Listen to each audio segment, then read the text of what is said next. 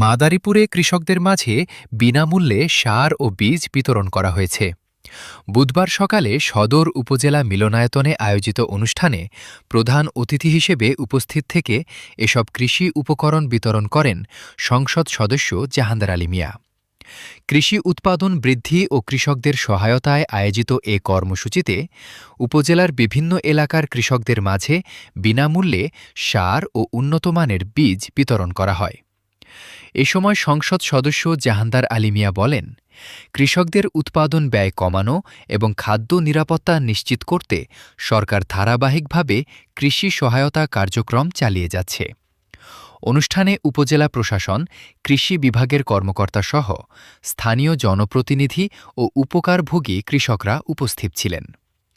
কৃষকরা সরকারের এ উদ্যোগকে স্বাগত জানিয়ে ভবিষ্যতেও এমন সহায়তা অব্যাহত রাখার আশা প্রকাশ করেন।